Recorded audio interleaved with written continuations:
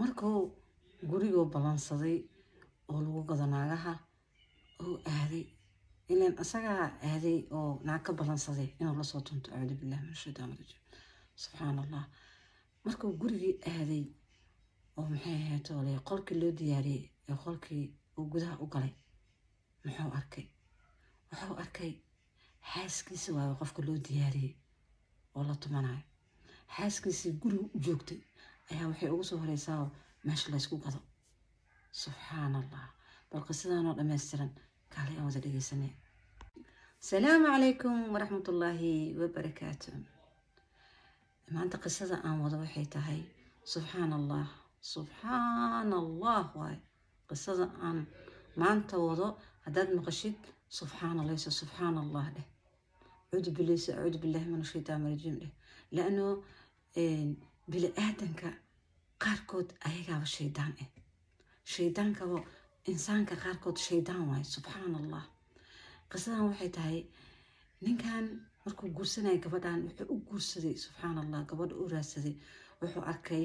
inay tahay wuxuu arkayaa dariskii weydiiyey xaafadii weydiiyey wuxuu yiri gabadhaanan ka helay gabadhan xaaladeeda iga warama xaafadda isla degantiin xaafadii dhan waxay sheegtay gabadhan inay tahay gabar aabaheed dhintay hooyadeedna nool hal gabar oo yar dhalatay reerkana iyada biisho iyada u shaqayso xaafadda waxba ku darsanay gabar idab leh gabar akhlaaq leh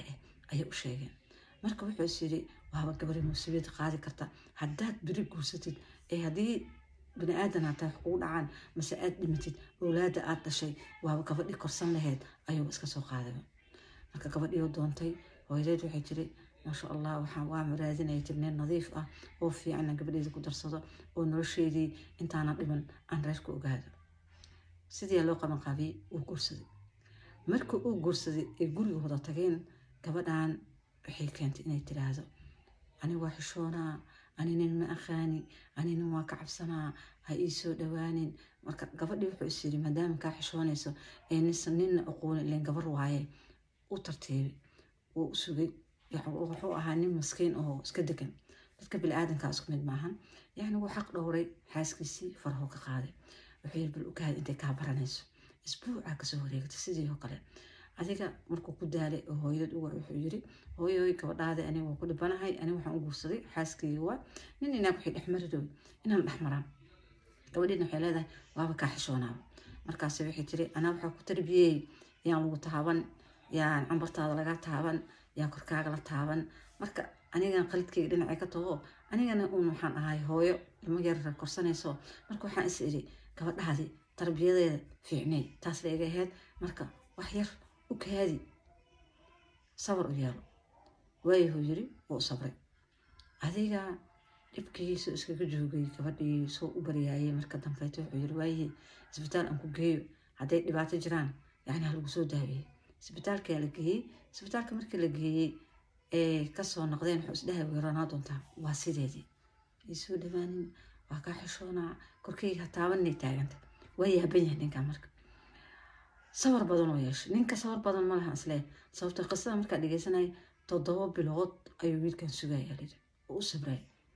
7 bilood markuu sugay uu sabrayay ileen waa nin qalbada gashtay ileen xaasad leedahay xaasad yeelatay ninka raggan markuu ku xisaabtamo xaasad leedahay xaasad ileen markuu iskaabulada qofku ku xisaabtamayo qalbadan waa masuulta qalubtiisa wuxuu ku xisaabtamo inuu iskaabul yahay laakiin markuu xaas noqdo wax kaloo ku xisaabtama isku xisaab ma laba xisaabood kala tahay marka saas darteedii wiilkii wuxuu yiri san ima anfacdo shaydaanka asagana warada wuxuu yiri gurigii naagaa lagu gaday balanso caawa gurigii balansaday gabaraa lagu balamiyaa liri imo gurigii tagay lacagtii dhiibi waa bokinsado markuu lacagta dhiibi oo gudaha u galay ee qolka lagu diyaariyay gudaha u galay ee qolka galay ee albaabka soo laabtay markuu soo fiirshay maswaaba xaaskiisi subxaanallah waa xaaskiisi acuudu billahi min ashaytaan rajiim waaba xaaskiisiiba yaa balaku aragtay oo maxaa inta ku keenay oo aniga waa xishoonaa aniga ha i taabanin aniga ha i yeelin waxaa dhihaysayba ilaa waa naag waxaad ahaydba suuqa ku jirto isgadaya reerkiina suuqaana ugu shaqayn jirta ahaaba waqaydi ninkii markuu qaydiyo timaha inta kasoo qabto soo jiiday uu guriga hooyadad keenay hooyadad horteeda ku dalaaqay ugu kala wadayo waa ka tegay gurigiisu aada waa naag shaydaamad subxaan allah dadka qaarkood oo shaydaan ilaahay kugu soo adeeya maqli jiro naag shaydaamad waaye maxkamadda tagtay dacwo burg tiri xuquuqdeedii xaqay ninkan imaba siiyaba asagii allah wacay wuxuu yidhi admaaba dacwoonayo haa wuxuu yidhi naagtaan meeshaasaan kusoo arkay caddeen maa ku haysaa ilaa in waxay rabtaa maxkamadda itusii itaabsi caddeynay u baahan tahay caddeyn ayay rabtaa maxkamadda caddeyn ninkan maaha muxuu sameynaa marka ninkan wuxuu sameeyo ka sugaayey waa kusoo xirxirantay ayadoo inuu dabagala ku sameeyey dabagalkii qoftaan leen qof tukan ku taagane gurigeeda fadhiisatay maba ka soo baxdo guriga kama soo baxdo wuu baadigooba wuu kontroola wuu daba socdaa koroo ka waardiyaa ileen hadduu uu furo xaqi iyo xaquuqdeeda laga rabaa asagana wuxuu isleeyahay haddaa furaysa xaq iyo xaquuqabay kugu yeelan lewaaba naag shaydaan ee dhulkeeda marayso waxay doonta sameynaysay marka naag alla ka furata waa istaagan yahay lacagtaadii xoolaha marka horeba qalad kaaga baxeen mar dambe yay kaaga bixinu taagan laakiin maxay kaaga taallaa hadi meesha u fadhiisatay cambaro soo u sugaayay oo u deynayay oo 2 bilood kale u daba socday ayaa ilaan qofka markuu wax barto waxaa bartay baaska aan maqli jir acuudu billaah shaydaannimada ee baratay ee qofka usoo taaganta ilaan shaydaankana wuxuu jinaa wuxuu leeyahay soco aad qof kuma jiday soco qoftii meeshii aaday lacag extra ayuu siiyey gabdhihii meesha joogeen mid ka mid ah ilaa mid bukaneys ma la siin karo la waa sheegaysaa gabdhihii inta la gadaayay mid ka mid ah ayuu lacag dhawal ah siiyey wuxuu yiri qoftaas ayaan rabaa sawiro inay iga soo qaadid sawiro ka soo qaaday sawirada laga soo qaaday lacagtiisa u shaqaysay aa loo keenay saasoo maxkamadii gabadhii ku furay caddeyntii ku dhiibay ayadana saasay ku xaqways laanna waa qof inay jismigeeda jirkeeda gadato ugu tala gasho waa acuudu billahi min ashaytaan rajiim walba xataa waaba ka istaagtay toobada alla ma diidan tooba iska tiri tooba alla tiri tooba ila allah ee gurigeeda fariisatay subxaan allah bilaadan hataa qalad waa geli kartaa laakiin ilaahay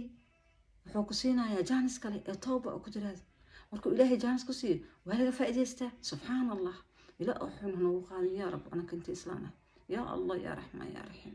اللهم نجينا بيننا وبين حرام يا الله أعوذ بالله وكقصنا إنه تكذب وقصن حنون بدن قف سجاك لجايو قف سليم أي هدنا سمينا يحربوا بربنا كذا لا مسترين ولا بربنا كذا لا قصنا ما أنت سكو إكتها إن شاء الله قصنا قصة لمدة أنكو كل مدونا وحد الله هاي كان بليل كفرو هذا النوع عصب تهي سيدي قصة والبقيكوسو قالت إن شاء الله